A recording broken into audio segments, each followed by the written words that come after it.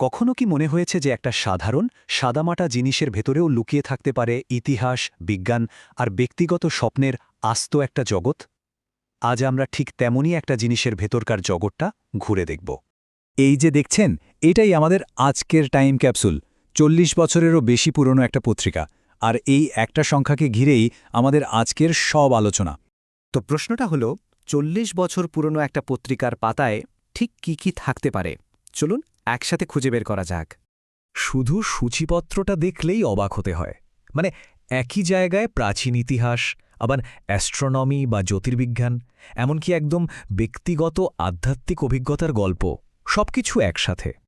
তো চলুন প্রথমে এর ঐতিহাসিক দিকটা একটু ঘেটে দেখি। প্রাচীন বাংলার এমন এক অধ্যায় যা হয়তো অনেকেই ভুলে গেছেন। আর এই গবেষণার পেছনে যিনি আছেন, তিনি হলেন পণ্ডিত পরেশচন্দ্র দাশগুপ্ত। এই জার্নালের পাতায় আমরা মূলত তারই কাজটা দেখব। দাশগুপ্তের প্রবন্ধের মূল কথাটা কিন্তু বেশ চমকে দেওয়ার মতো। তার গবেষণা বলছে বাংলায় জৈন ধর্মের শেকড় আমাদের ধারণার চেয়েও অনেক অনেক বেশি পুরনো আর শক্তিশালী ছিল। একবার টাইমলাইনটা দেখুন, সেই মৌর্য যুগ থেকে এর শুরু। তারপর ধরুন গুপ্ত যুগের তাম্রলিপি বা হিউয়েনসাংয়ের মতো পরিব্রাজকের লেখা, সবখানেই এর শক্তিশালী উপস্থিতি প্রমাণ রয়েছে।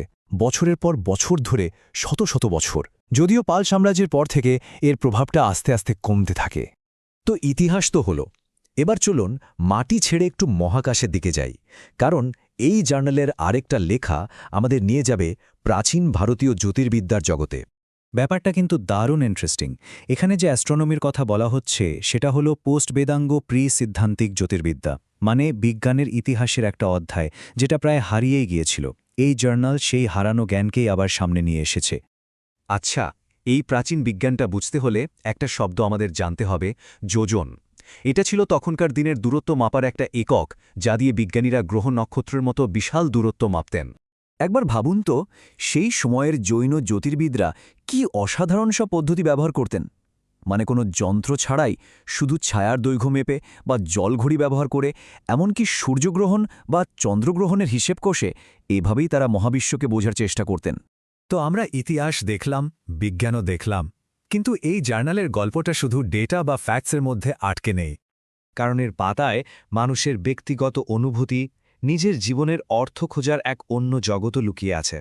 চলুন এবার সেই ব্যক্তিগত অভিজ্ঞতার জগতে ঢোকা যাক। এখানে এমন দুটি আধ্যাত্মিক যাত্রার গল্প আছে। প্রথম গল্পটা লিওনা স্মিথ ক্রেমজারের। ভাবুন, ১৯৬২ সালের আমেরিকা। সেখান থেকেই শুরু হয়েছিল তার এমন এক যাত্রা যা তাকে এক সম্পূর্ণ নতুন পথের দিশা দেখায়। এই কথাগুলোতেই ধরা আছে সেই মুহূর্তটা যা তার জীবনটাকেই বদলে দিয়েছিল। সমস্ত জীবের প্রতি অহিংসা। শুধু এই একটা লাইনই তার ভেতরে এমন ঝড় তুলেছিল যে তিনি এক নতুন সত্যের খোঁজে বেরিয়ে পড়েন। আর এটা হলো তার সেই যাত্রার ক্লাইম্যাক্স।